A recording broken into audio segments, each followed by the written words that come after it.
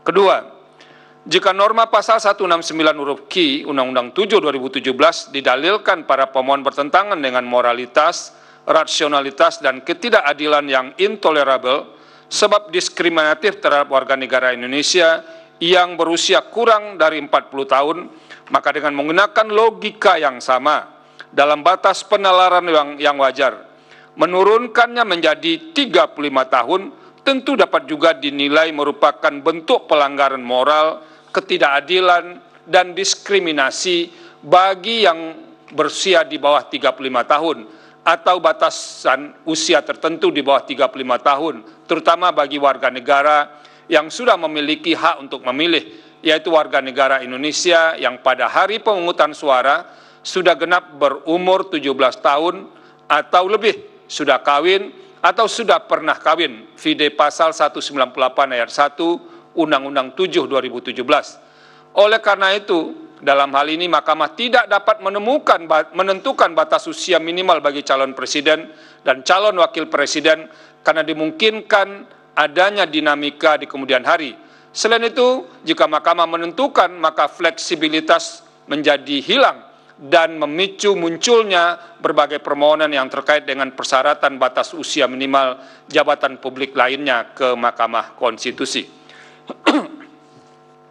Ketiga, norma pengaturan persyaratan batas minimal usia calon presiden dan calon wakil presiden dalam perkembangannya sebagaimana telah diuraikan dalam sub paragraf 3.18.1 di atas berbeda-beda pengaturannya dalam pemilihan presiden dan wakil presiden dari waktu ke waktu, terutama sejak dilakukan pemilihan secara langsung oleh rakyat.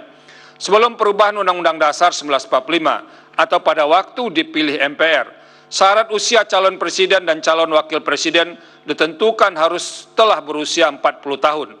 Sedangkan setelah perubahan Undang-Undang Dasar 1945 untuk pemilihan umum presiden dan wakil presiden 2004, 2009, dan 2014 ditentukan sekurang-kurangnya 35 tahun. Sementara itu pada pemilihan umum presiden dan wakil presiden pada tahun 2019, syarat usia bagi calon presiden dan wakil presiden ditentukan paling rendah 40 tahun. Namun demikian, terlepas dari perbedaan batas usia minimal calon presiden dan calon wakil presiden dalam beberapa pemilihan umum presiden dan wakil presiden, pilihan kebijakan lembaga yang berwenang menentukan batas usia calon presiden dan calon wakil presiden tidak pernah menimbulkan problematika kelembagaan kepresidenan.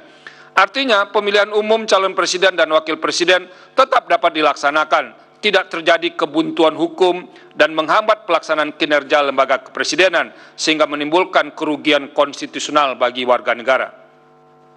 Keempat, tidak ada ketentuan mengenai persyaratan usia yang dapat dipersamakan atau disetarakan dengan persyaratan usia calon presiden dan calon wakil presiden sebagaimana diatur dalam norma pasal 169 huruf Q Undang-Undang 7 2017. Dalam hal ini, misalnya tidak dapat dipersamakan dengan persyaratan batas minimal usia pimpinan Komisi Pemberantasan Korupsi karena perubahan norma batas minimal usia calon pimpinan KPK telah nyata-nyata menimbulkan persoalan ketidakadilan dan bersifat diskriminatif terhadap seorang yang pernah dan sedang menjabat pimpinan KPK.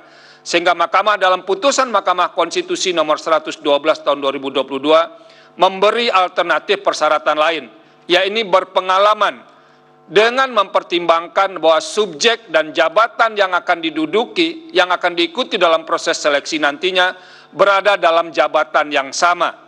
Oleh karenanya, dalam putusan Mahkamah Konstitusi nomor 112 tahun 2022, Mahkamah memutuskan secara alternatif tanpa mengubah ketentuan syarat usia yang merupakan kebijakan terbuka pembentuk undang-undang.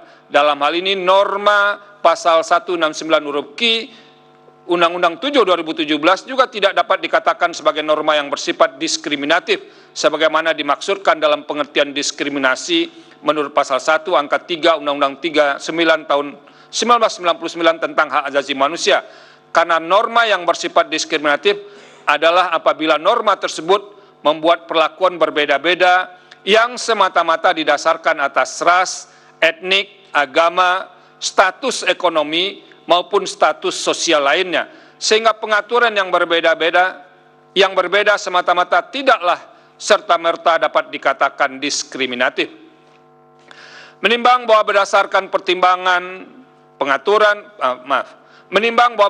perkembangan pengaturan persyaratan batas usia minimal calon presiden dan calon wakil presiden, original intent terhadap pasal 6 ayat 2 Undang-Undang Dasar 1945, serta putusan-putusan mahkamah terkait dengan batas usia bagi jabatan publik, persyaratan batas minimal usia calon presiden dan calon wakil presiden merupakan pilihan kebijakan pembentuk undang-undang yang terbuka kemungkinan untuk disesuaikan dengan dinamika dan kebutuhan usia calon presiden dan calon wakil presiden.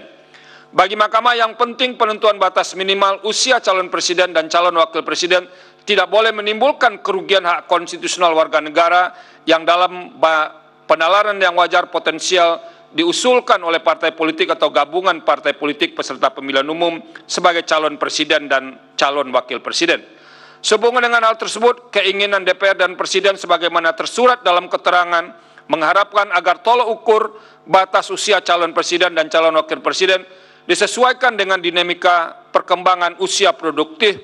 Menurut Mahkamah, hal demikian menjadi ranah kewenangan DPR dan Presiden untuk membahas dan memutuskannya dalam pembentukan undang-undang.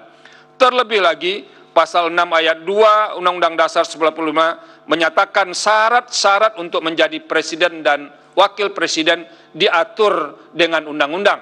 Dalam hal ini, batas usia calon presiden dan calon wakil presiden termasuk syarat yang ditentukan oleh undang-undang.